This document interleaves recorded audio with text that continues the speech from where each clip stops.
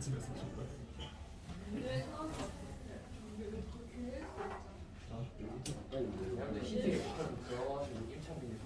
저기 뭐 저기 보는 사람 저기 어제 출근해야 돼.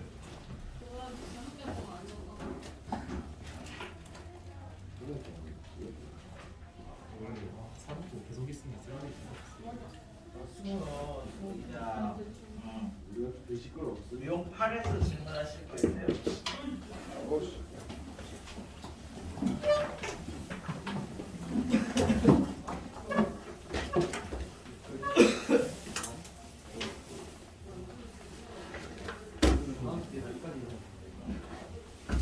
팔은 없고 구는 무리함수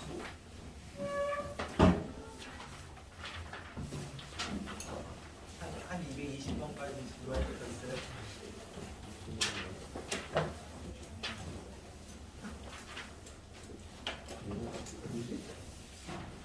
무리함수 하다가 식이 복잡하다 싶으면 x랑 y랑 바꿔가지고 이차함수로 풀어. 220까지는 했으니까 그만 231까지는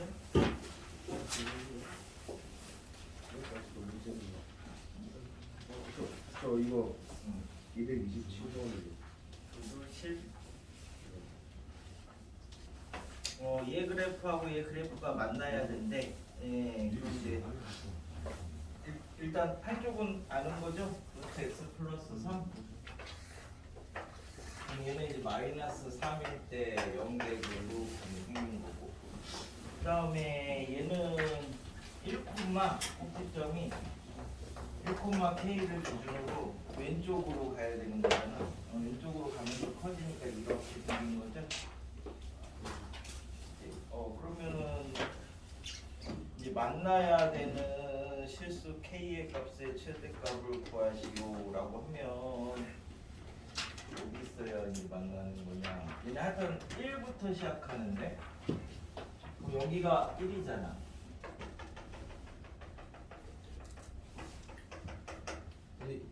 이렇게 해서 여기에서 이렇게 해서 만날 수도 있고 이렇게 그치 이렇게 되니까 여기 있을 때가 제일 마지막으로 만나는 거 아니야? 요 점이 1,2잖아 2. 그래서 k가 2. 쌤? 그 다음에 한 240까지는 있어요? 잠깐만요. 37번이요. 자, 세 함수에 대해서 합성함수를 찾아라. 우리 이제 합성함수가 되려면 그 가로 안에 들어가 있는 게 거기에 이제 나오는 값이 즉 치역이 바깥에 있는 거에 정의역 안에 들어가야지 합성함수가 된대. 그래야 이제 값을 넣었을 때 뭐가 나올 거 아니에요. 그죠? 그럼 이제 일단 F는 정의역이 1이 되면 안 된대. 분모가 0이 되면 안 되니까. 그 다음에 G는 정의역이 2가 되면 안 된대. 그 다음에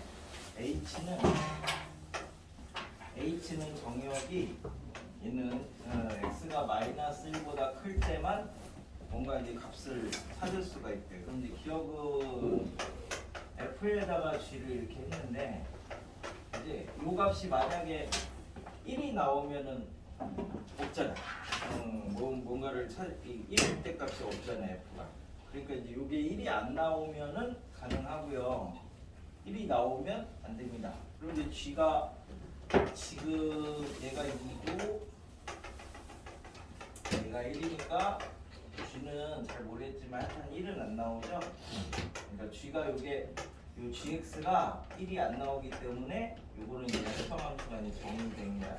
이제 요거의 치역이 얘 정의역 안에 들어가야지 합성이 되니까. 그래서 기억은 참 이유는 G에다가 H를 하래.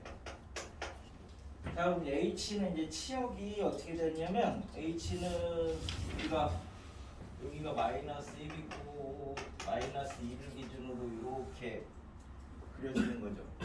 시작점이 마이너스 1, 마이너스 2고 갈수록 작아지니까 이 h가 마이너스 2보다는 크대. 그럼 g에다가 마이너스 2보다는 큰 거를 하다 보면 여기 2가 나올 수 있지. 2가 그치?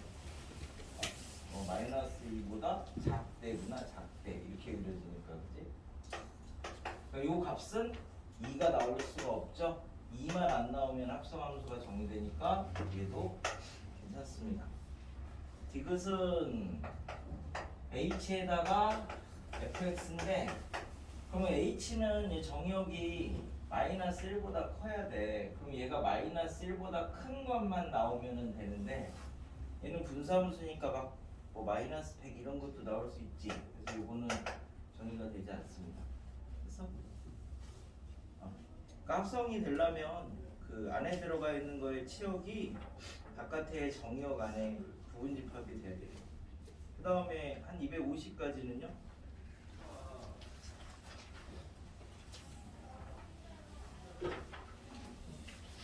괜찮습니까? 한 259까지는 역함수 부분이 제일 많이 나오면 263까지는 됐습니까?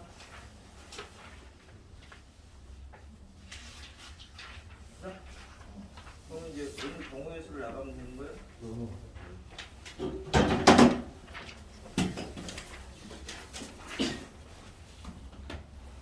경우의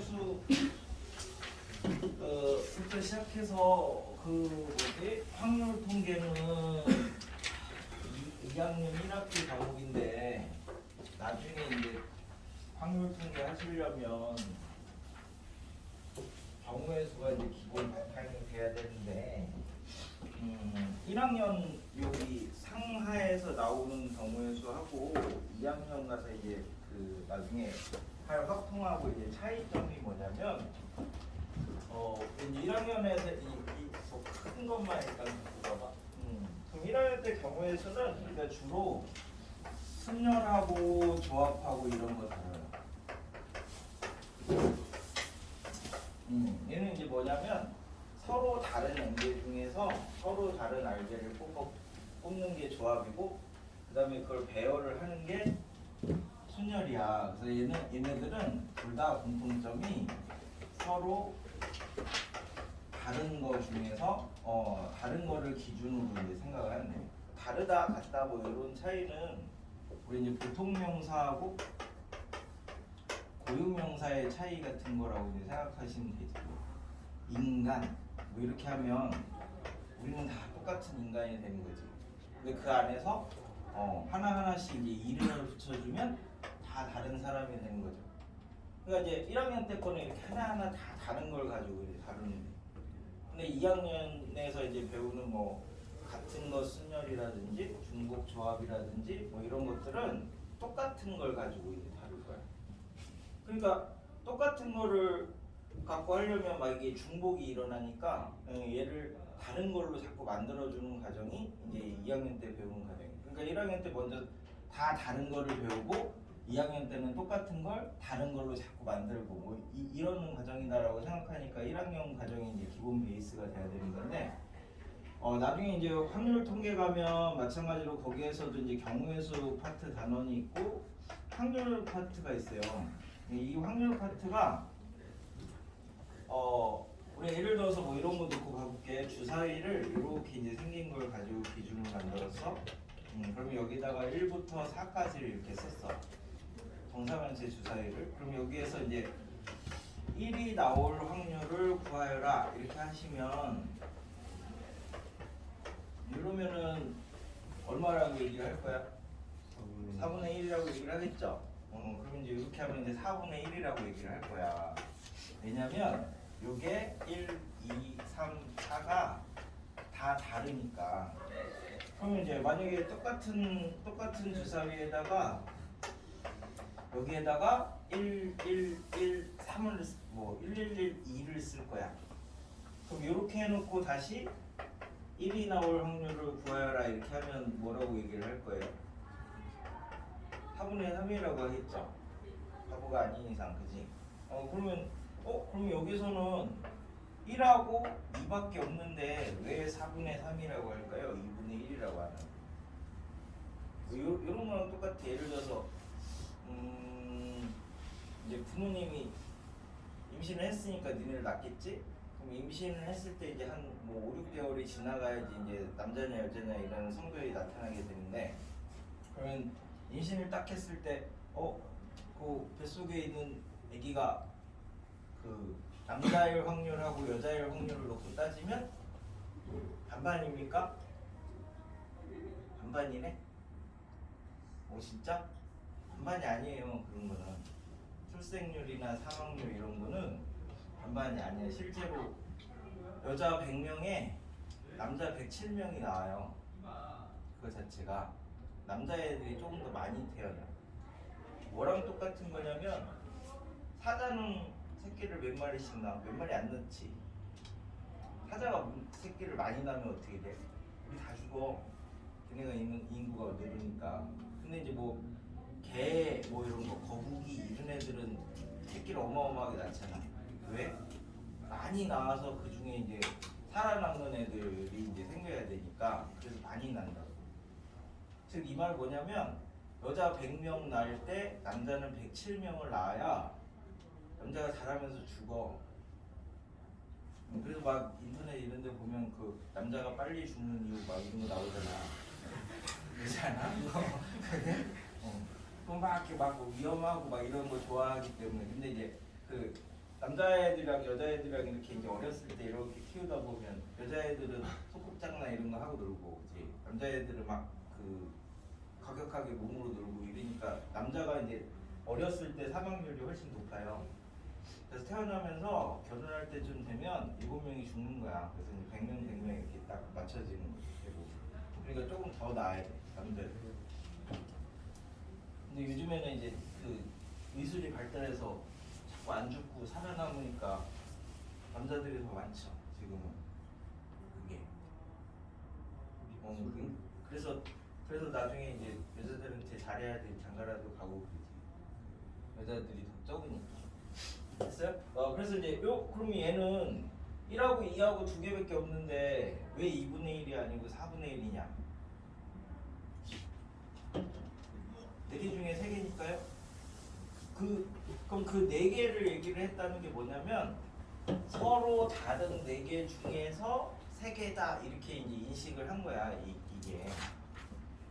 그래서 이쪽에서는 요 1을 사실은 이게 이제 얘랑 차이점이 뭐냐면 여기서는 1, 2, 3, 4에서 얘네들이 나올 확률이 이 면으로 생각하면 각각 똑같은 거야.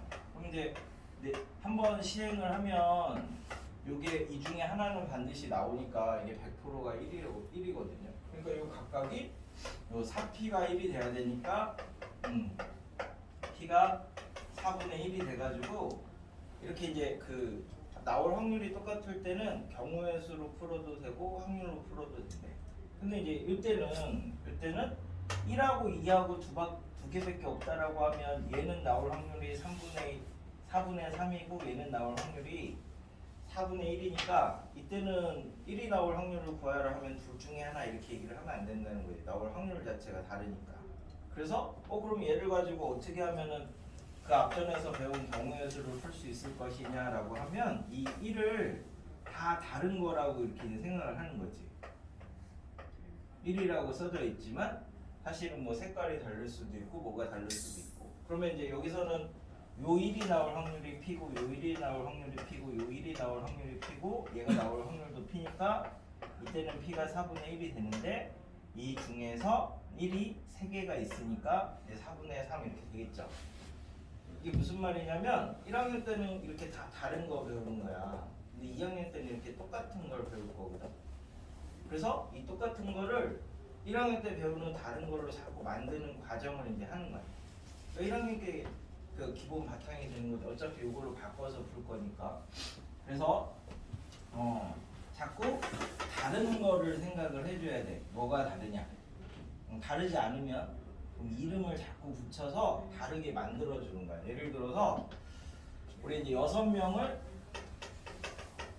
뭐 4명, 2명으로 나눠보자. 3명, 3명으로 나눠보자. 뭐 이렇게 나눠봤어. 6명을 4명, 2명 만들면 누가 와서 저기 막 방송을 한다고 해. 4명 조 내려오세요. 그러면 이제 이 중에서 4명이 내려오겠지. 그럼 나머지 2명 조는 안 내려오겠지. 서로 다르니까. 그래서 이때는 6명 중에 2명을 뽑고 남은 4명 중에 4명을 뽑아서 2명 조, 4명 조가 서로 다르니까 뭐 나눠줄 것도 없어. 다르니까 똑같아서. 근데 이때는 6명 중에 3명을 뽑고 3명 중에 3명을 뽑으면 3명조가 2개가 생기잖아. 그럼 이제 방송을 하면 3명조 내려오세요 막 이렇게 하면 막 서로 내려가려고 난리겠죠. 혼선이 생긴다는 거예요. 중복이 생긴다는 거. 그러니까 여기 3명조하고 여기 3명조하고가 서로 똑같으니까 얘를 이제 중복이 일어나서 이제 이만큼 나눠주는 건데 중복이 일어나서 나눠주는 거야. 근데 이제 중복이 안 일어나면 안 나눠줘도 되겠죠. 그게 이제 1학년 때 배우는 방식이야. 서로 다르게 만드는 거. 그 말이 뭐냐면 그럼 이제 방송을 이렇게 해. 이 6명 중에 3명을 이렇게 이제 분류를 하는 거야. 그럼 이제 뭐 첫 번째는 이렇게 분류를 할 수 있어. 이 조 이름이 없잖아. 이게 3명조 그냥 이렇게 되니까 A조, B조 이렇게 이름을 살짝 만들었어. 그러면 A조에 올 애를 3명을 구하면 63이고 B조에 올 3명을 구하면 33인데 그럼 얘는 서로 다르죠.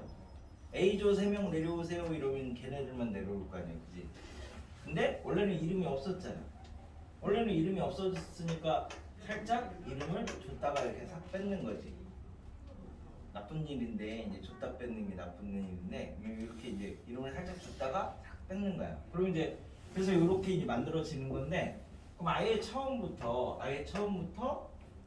네 이렇게 하자. 뭐 제가 있는 3명조입니다. 내가 없는 3명조입니다. 이런 식으로 이제 그 안에 내가 들어가 있다고 이제 생각을 했어. 내가 들어가 있다고 생각하면 나 빼고 나머지 5명이 있는 거잖아요. 그 5명 중에 우리 조 3명만 만들면 되잖아. 그지? 그래서 나 빼고 나머지 5명 중에 2명을 이렇게 딱 고르면 우리 조 3명입니다. 다른 조 3명입니다. 이렇게 하면 구별이 되는 거죠. 얘는 나눠줄 필요가 없는 거지. 그래서 두 개가 똑같습니다. 그러니까 우리가 이렇게 중복이 일어나는 게 훨씬 더 힘들기 때문에 자꾸 그 안에서 다른 걸 만들어주는 과정을 연습을 하는 게 그 1학년 거 통틀어서 이렇게 이제 생각하는 방법이에요. 그래서 이제 경우의 수 문제를 풀기 위해서 요거에 이제 단원의 목표가 뭐냐면 뭐 이거마다 뭐 이 단원에서는 뭘 배운다 뭐 이런 거 할 거 아니에요. 그 고1 1학기 수학 상에서는 단원의 목표가 상 전체의 목표가 뭐냐면 2차 방정식을 잘 풀자 이런 거야. 그래서 그 앞에서 배웠던 뭐 조립제법이니 인수분해니 뭐니 뭐 이런 것들이 다 2차 방정식 잘 풀자야.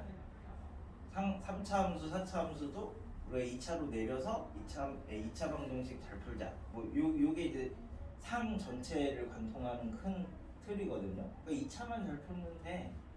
고차가 중요한 게 아니야. 그것도 어차피 다 2차로 만들 수 있는 것만 우리가 푸는 거니까. 그래서 여기에 단원 목표는 조금 단순한데 일일이 세기래. 일일이 세기. 그죠? 하나씩 다 세래.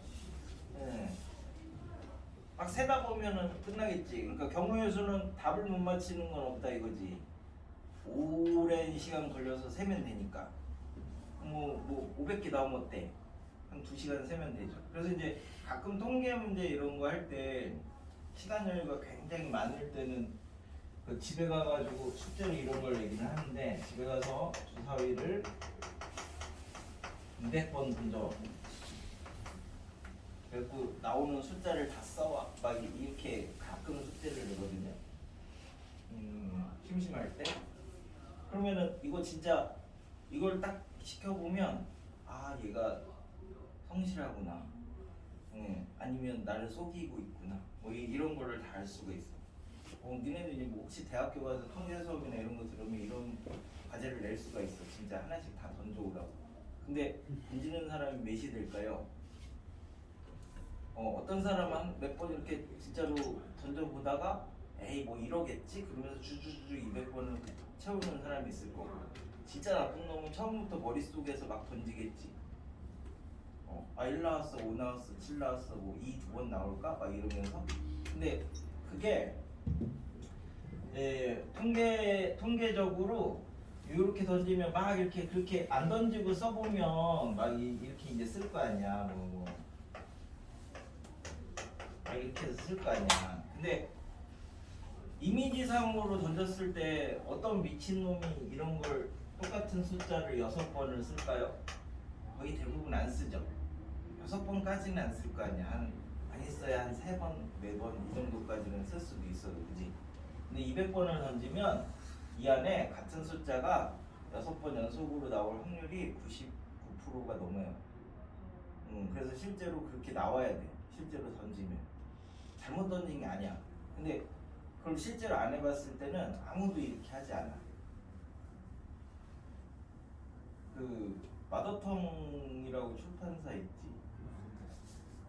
거기는 책이 되게 여러 개 나오잖아. 그치? 뭐 기출문제집이라 이런. 근데 잘 보시면 마더텅에서 나오는 책들은 뭔가 새로운 개념으로 이렇게 해서 만드는 책은 거의 없습니다. 기존 기출문제를 이제 잘 정리를 해놓는다거나 이렇게 아이디어성 상품이라서. 왜냐면 거기 사장님이 하나고 편집부가 한 명이라서 둘 갖고 하는 회사거든.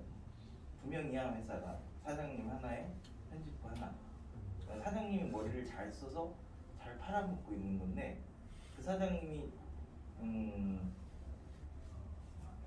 뭐냐면 그 서울대를 고대 의대를 수석으로 졸업했어.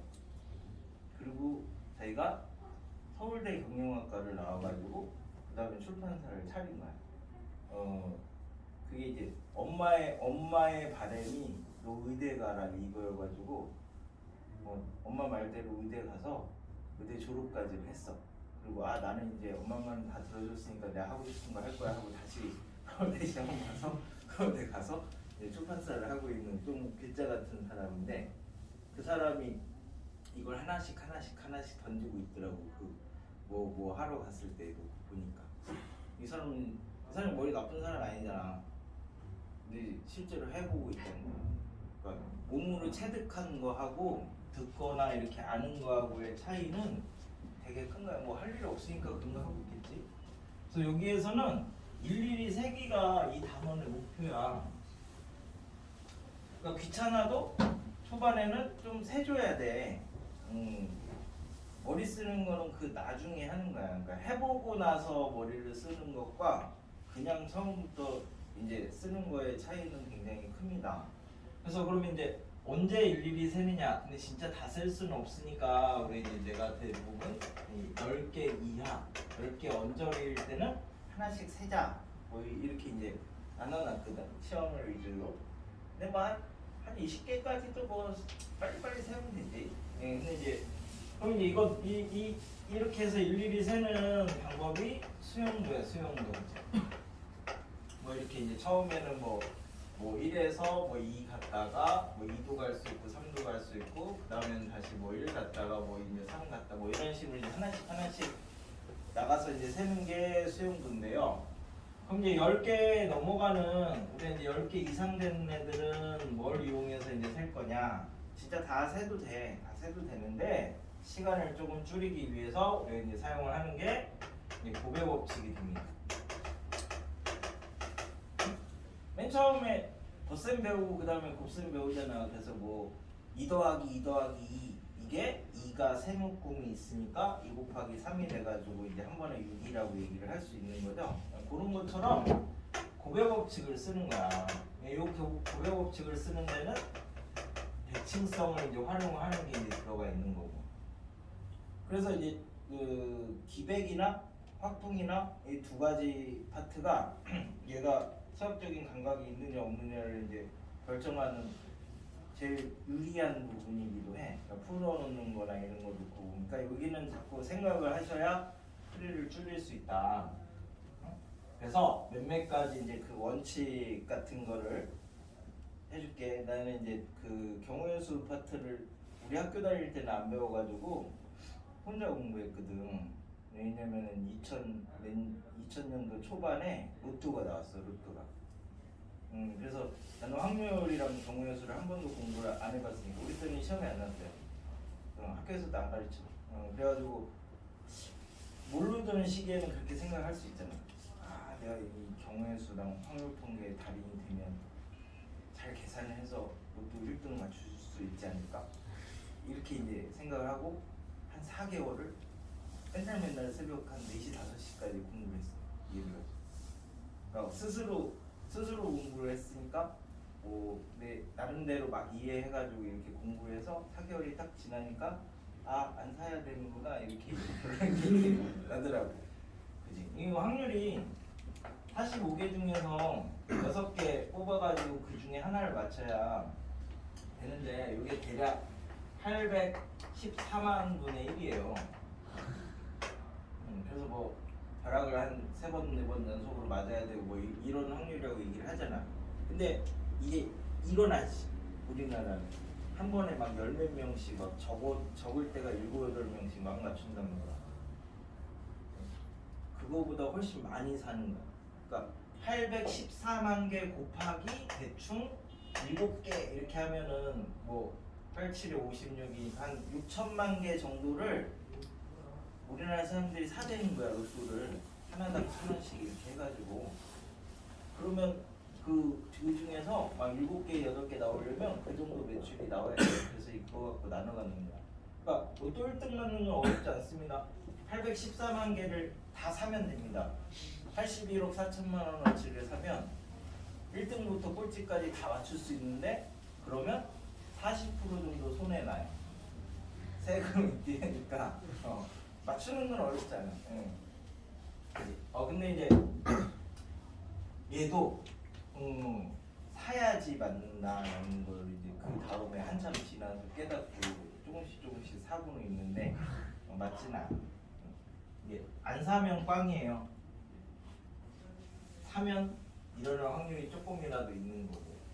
자, 그래서 요거 할 때 첫 번째, 내가 아까 저기 똑같은 걸 다른 거 만들 때 어떻게 했지? 내가 그 안에 들어가 있다고 생각을 했지.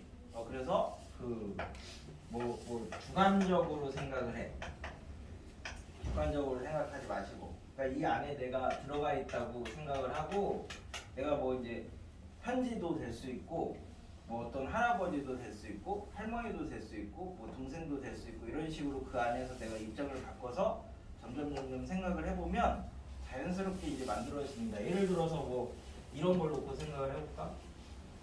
놀이동산에 갔는데 푸른라이드가 뭐 10칸이면 10칸 이렇게. 그래서 나하고 내 친구하고 여자하고 여자 2하고 뭐 이렇게 해가지고 이제 4명이 가서 이제 자리에 앉았는데 남녀 이제 쌍쌍이 앉고 싶어요. 뭐 그래서 이제 대부분 이게 풀이가 남녀를 쌍쌍이 먼저 맞추고 거기에다가 집어넣어서 배열하고 뭐 이렇게 안 해도 돼.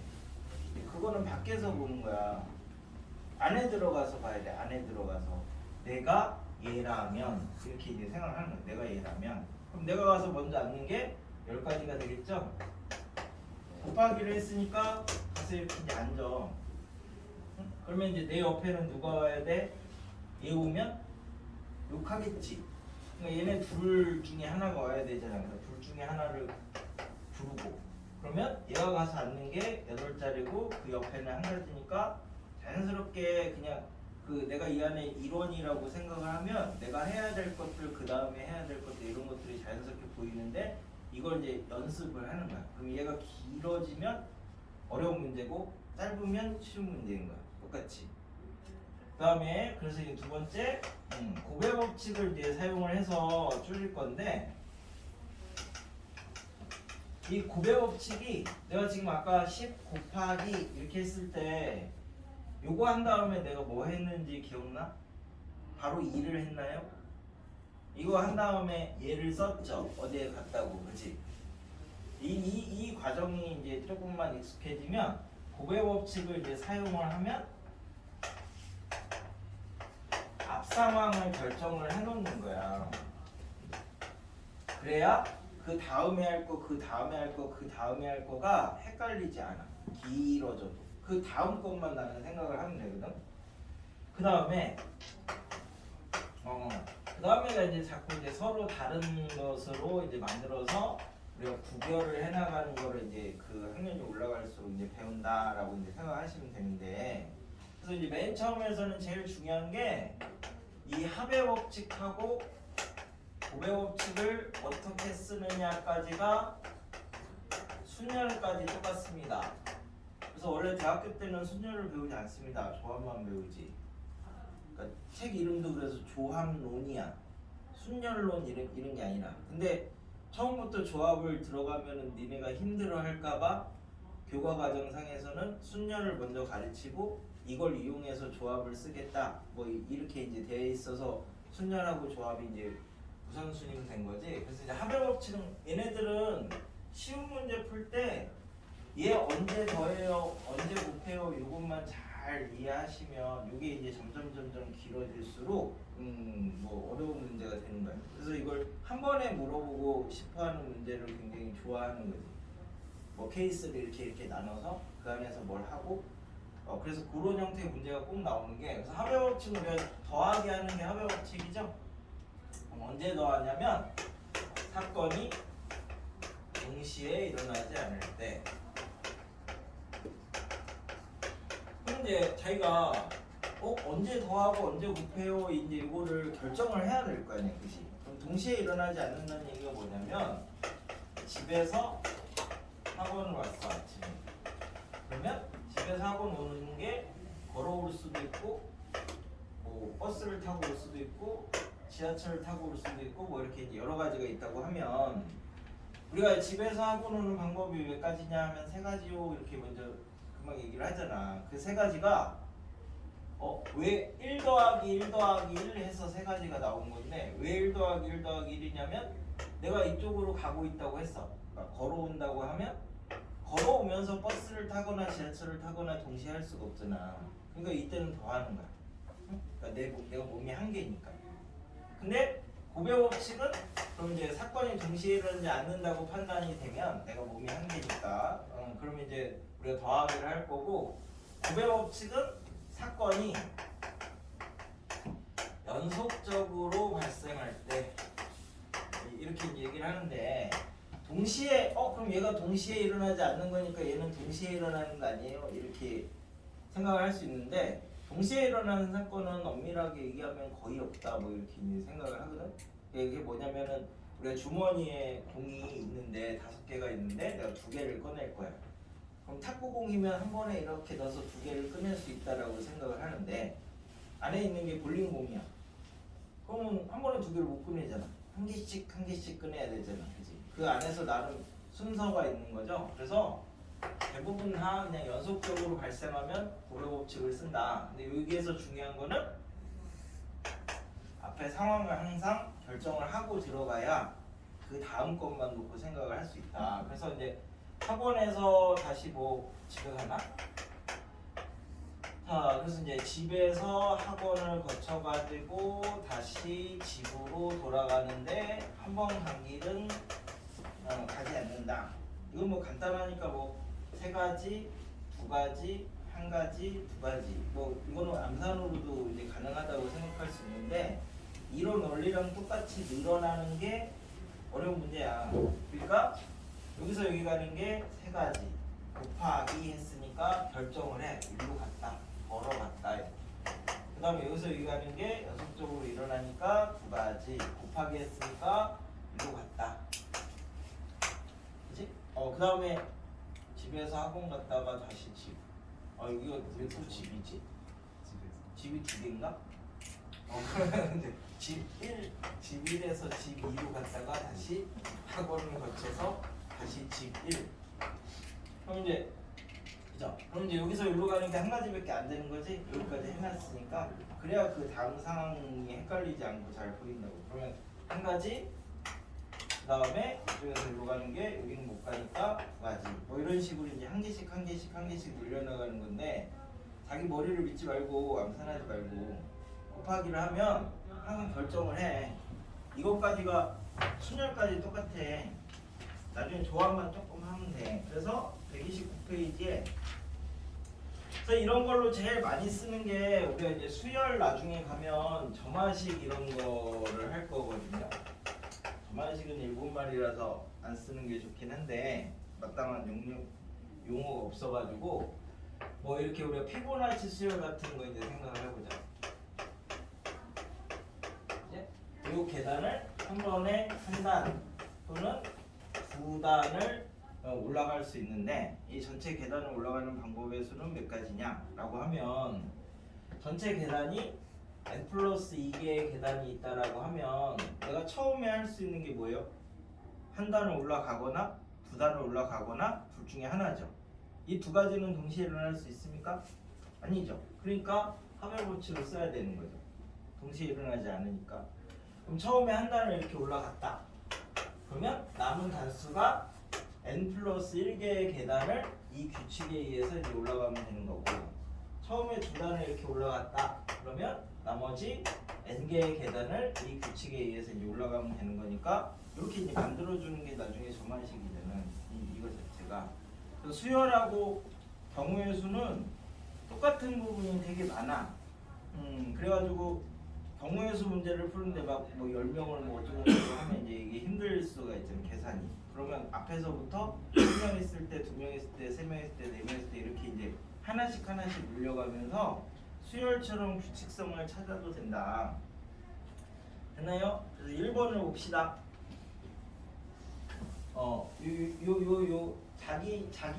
자기가 들어가 있다고 생각을 해. 그 다음에 이제 고백 법칙 쓰면 앞에를 항상 결정을 해놓고 가고 이 두 가지만 잘 돼도 나중에까지 크게 문제가 없습니다. 주관적으로 이게 밖에서 보면 이게 이 문제가 내가 맞느냐 틀리냐 아무 상관이 없는 거야. 근데 안에 그런 문제가 뭐냐면 인성면접 문제 중에 이런 게 있어.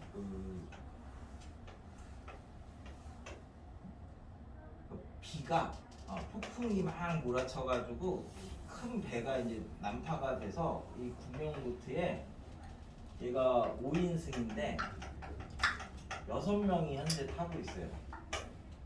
이런 거 들어보셨습니까?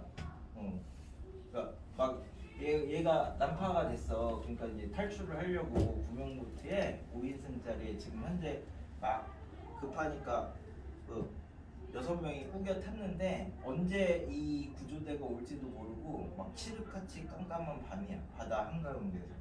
그런데 막 물이 새 이제. 네, 물이 막 넘쳐오기 시작하니까 이제 요 안에 6명이 할아버지가 한 명 있고 그 다음에 아주머니도 하나 있고 처녀라고 하면 좀 그런가? 뭐라고 해야 돼? 미스가 하나 있고 그 다음에 임산부가 하나 있고 청년이 하나 있고 장년이 소년 이렇게 네. 소년은 근데 너무 조그마하다고 생각할 수 있으니까 청소년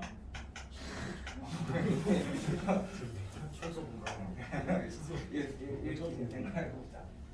어느 정도 등치가 좀 있어. 그래가지고 이렇게 6명이 탔는데 뭐 모두를 위해서 누구 하나를 내려야 된다라고 이렇게 이제 생각했을 때 누가 이제 어떻게 이 상황에서 뭐가 합리적이냐? 답은 없는 거예요. 이런 거는 인성면접은 답이 있는 게 아니야. 자기가 이제 얼마만큼 논리적으로 얘기를 할 수 있느냐, 뭐 이런 문제지. 그러면 막 서로 자기는 안 된다고 막 얘기를 할 거 아니야. 할아버지는 막 이제 이 앞으로 상황이 더 어떻게 될지도 모르니까 경험이 많은 내가 남아 있어야 된다 막 이렇게 얘기를 할 수도 있고. 그럼 이제 아주머니는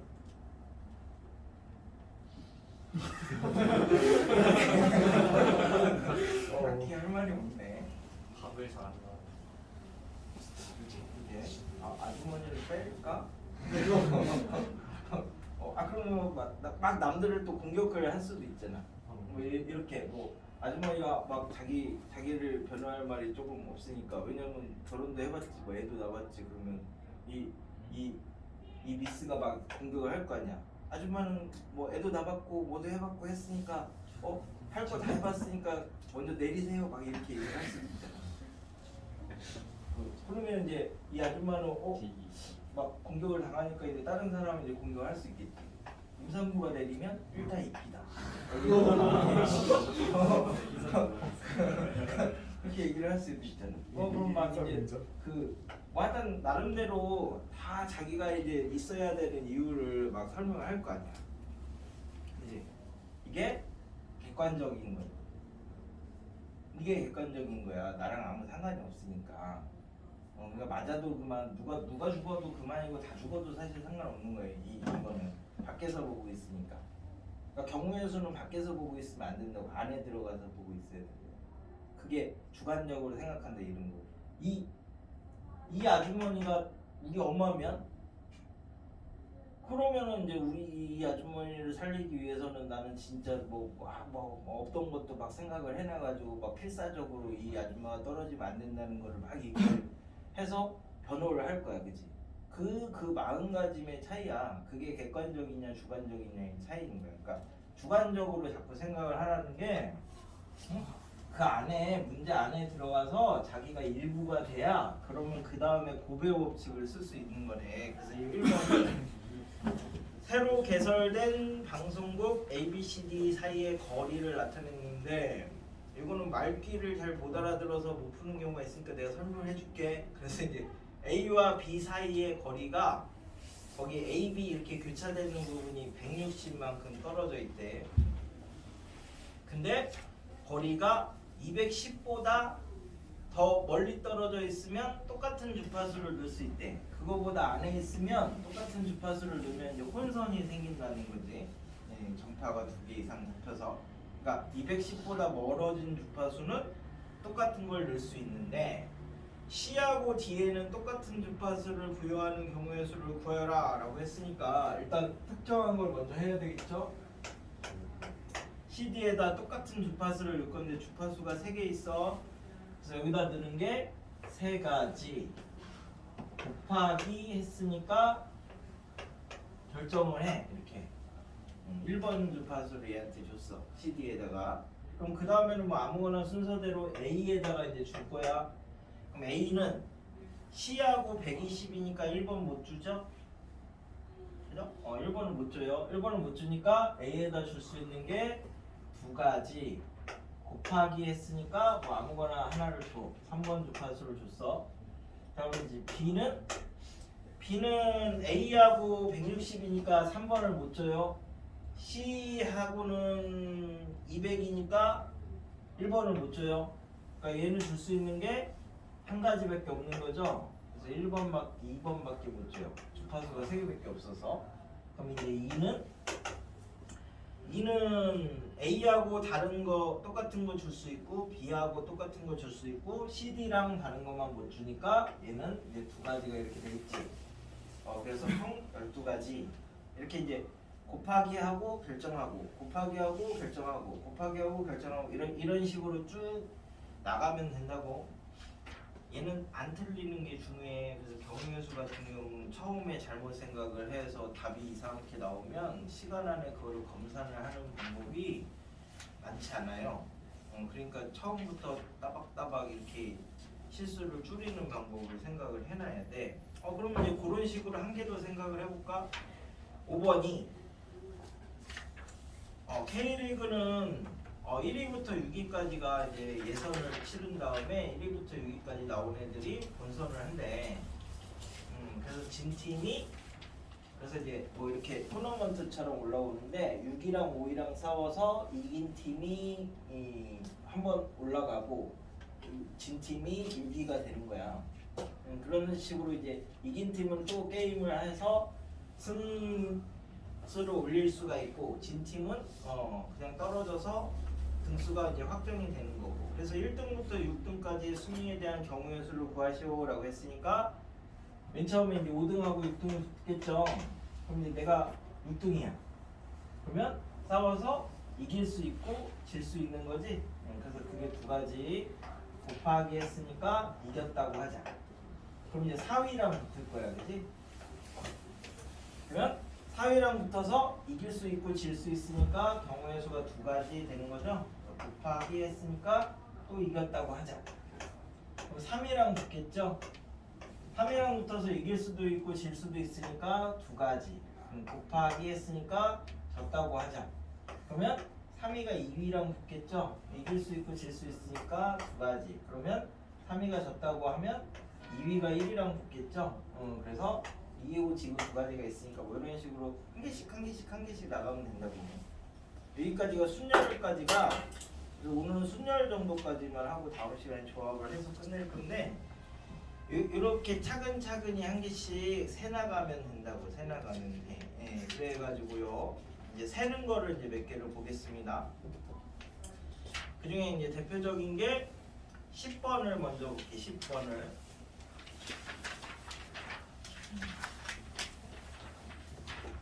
니네 2002년생 아니지? 한창이니까 2002년도에 월드컵 공인구가 이거였는데요. 우리나라에서 할 때. 근데 이제 요거를 지금은 그 축구공을 만드는 기술이 점점 좋아져서 그게 좋아진다는 얘기가 이음새가 적어질수록 구에 더 가까우니까 9의 전개도는 없죠.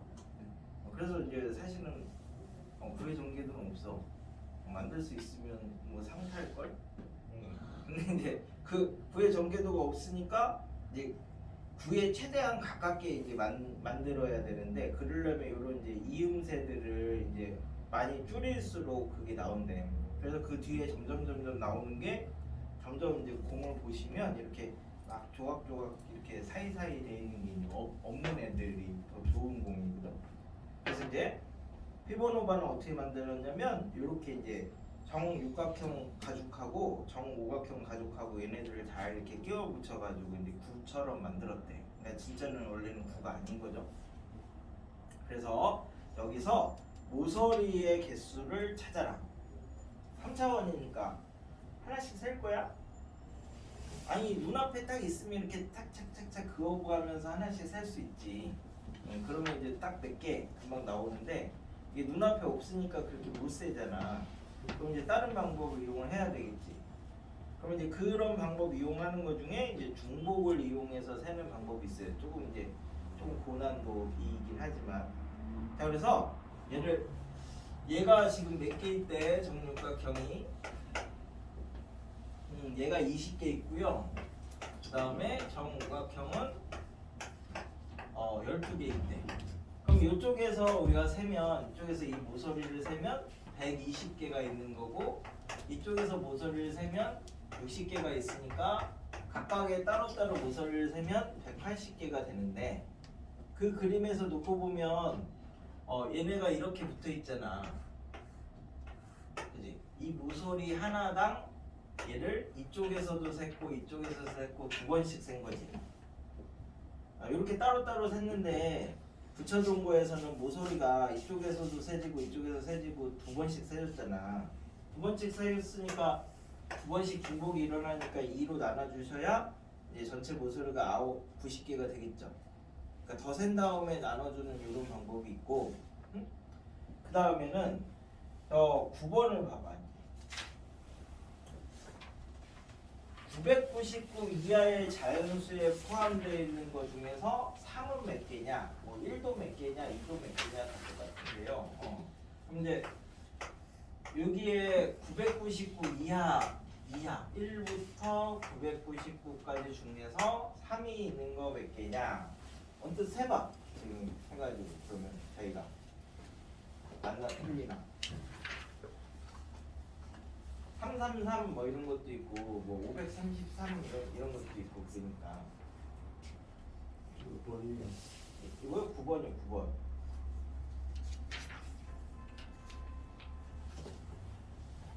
그냥 세라고요. 네네. 그냥 아니 그걸 답을 맞출 수 있으면 좋고 뭐 세는 방법을 지금 설명을 하는 거니까. 정 안 되면 뭐 1부터 999까지 다 쓰고 세면 되지. 뭐 몇백 개밖에 안 되는데. 여기에 그 우리 조상님들의 지혜가 나오잖아. 그 머리 나쁘면 손발이 고생을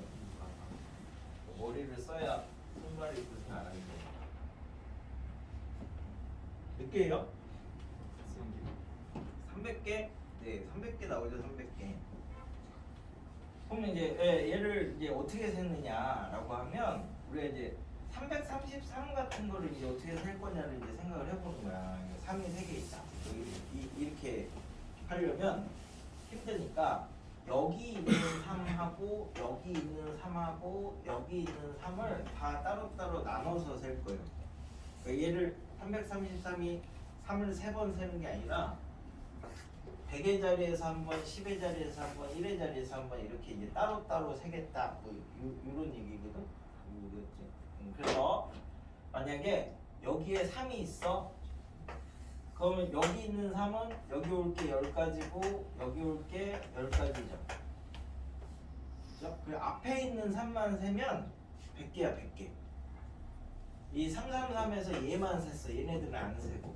앞에 3만 센 게 100개.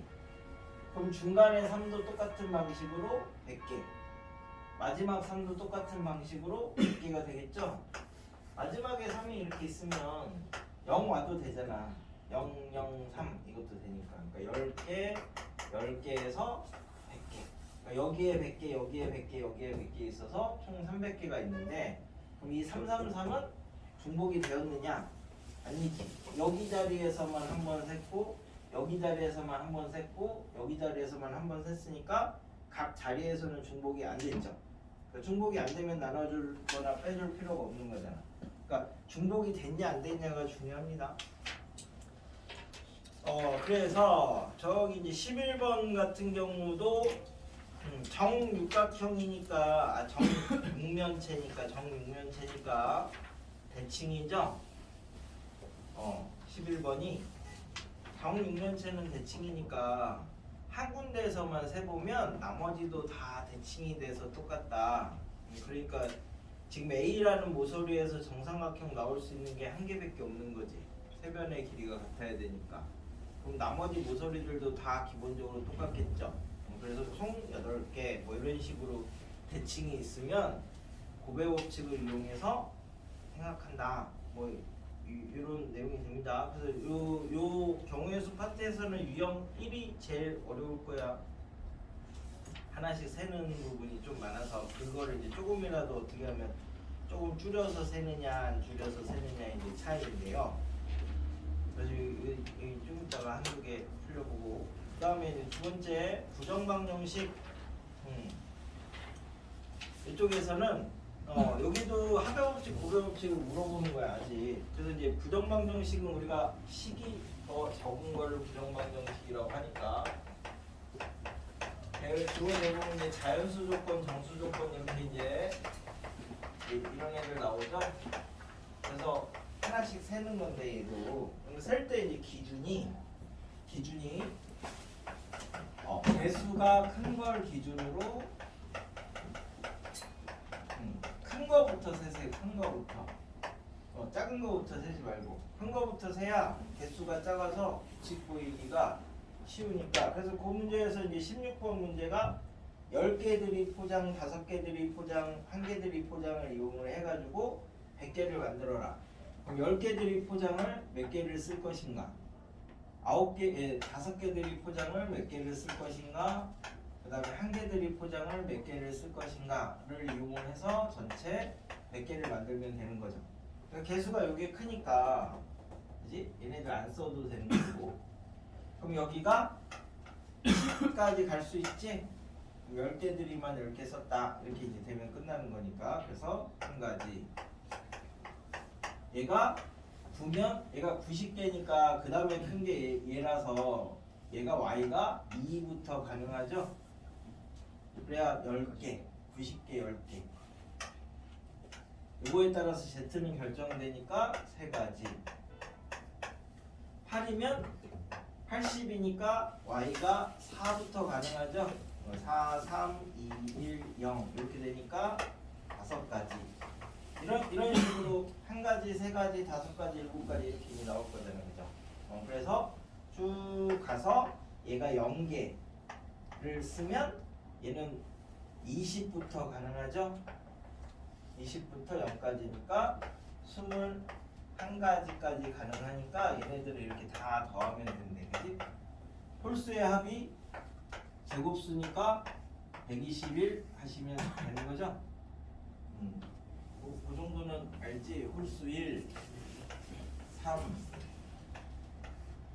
5, 7 이렇게 나가는 게 홀수의 합이니까 홀수 1부터 시작하는 홀수가 몇 개 더했느냐에 따라서 그냥 제곱수가 안 되면 되는 거지. 그래서 홀수가 11개를 더할 거니까 121 뭐 이런 식으로 얘는 이렇게 이제 잡으면 된대. 그러면 이걸 이용해서 색칠하기도 똑같아. 색칠하기는 뭐 이제 예를 들어서 이런 걸로 볼게. 그 다음에 몇 개를 풀려보고 하려고. 자, 여기에다가 5가지 색을 쓰는 경우,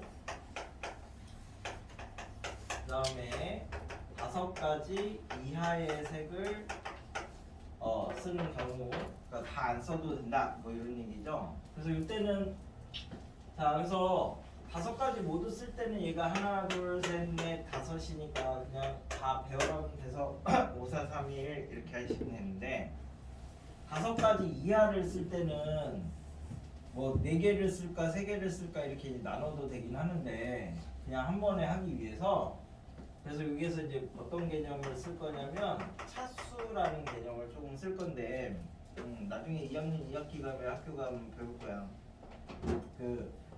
이 차수라는 말이 뭐냐면 얘랑 붙어져 있는 애들의 개수가 몇 개냐 이런 걸 이제 살 거야. 나중에 이제 그래프 이론을 배우면, 그럼 얘는 하나, 둘, 셋, 4개랑 붙어 있으니까 얘의 차수가 이제 4 이렇게 되는 거고요. 얘는 얘랑 붙어 있으니까 2. 얘는 얘랑 붙어 있으니까 3. 얘는 뭐 얘랑 붙어 있으니까 3. 얘는 2. 이런 식으로 이제 차수를 하나씩 만들어 놓을 수 있어. 이게 우리가 이거지.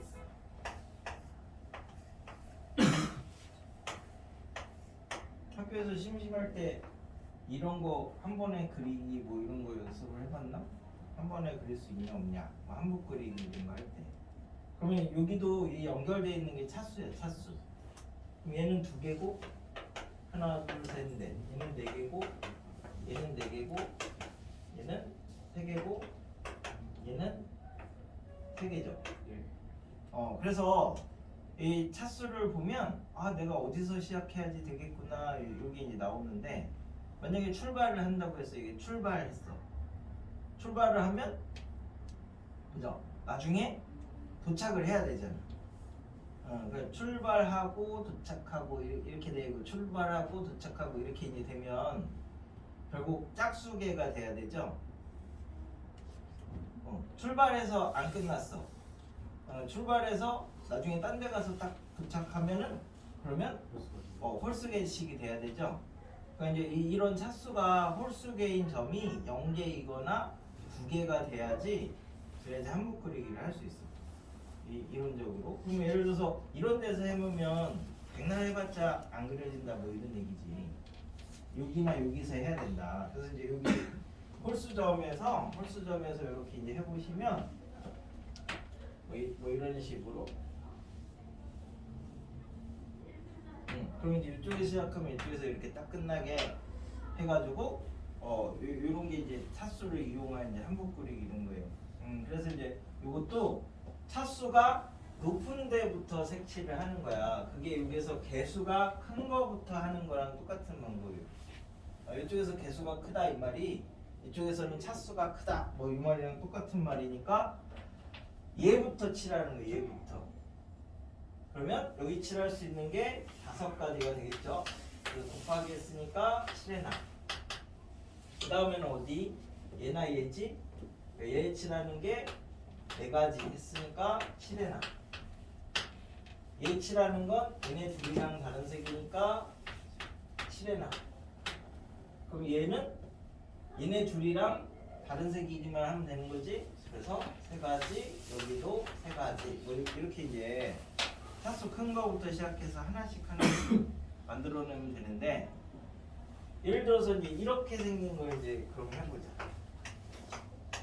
여기다가 이제 네 가지 이하의 색을 칠해서 구분을 해봐라. 그러면 이제 차수가 얘는 두 개, 두 개, 두 개, 두 개니까 어디나 해도 똑같죠.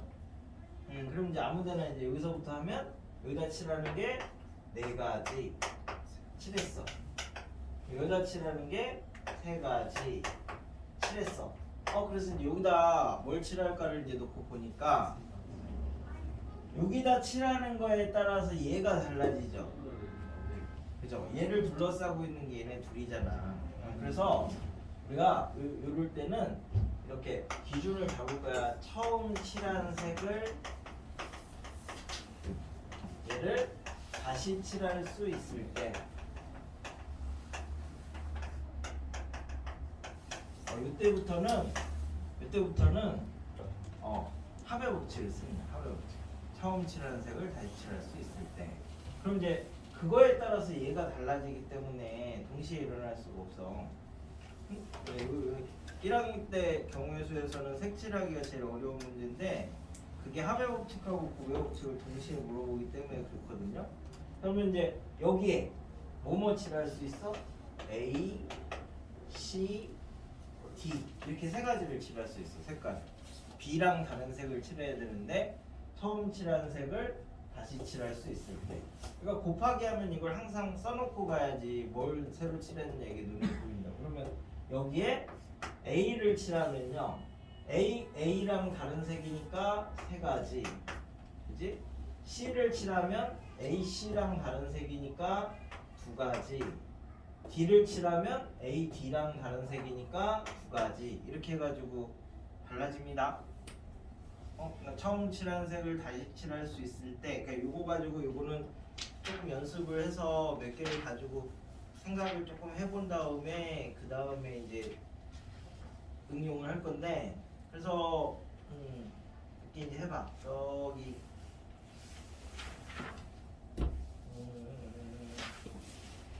어디지? 앞에는 거의 대부분 해버려서 13번 하나씩 세보시고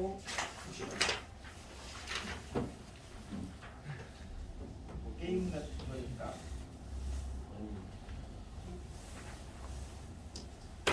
설마 아홉 개를 세는 사람은 없겠죠? 한 3개 정도만 나눠서 고려법칙을 쓰시면 됩니다.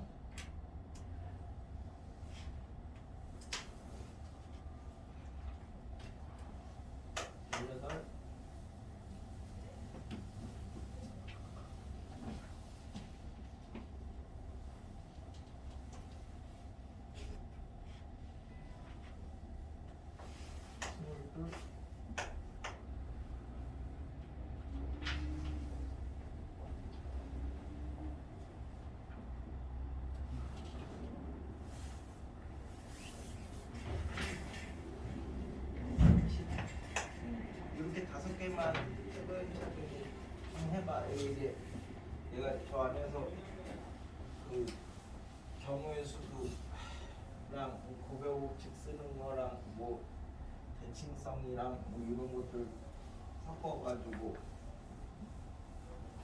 물어본 거니까.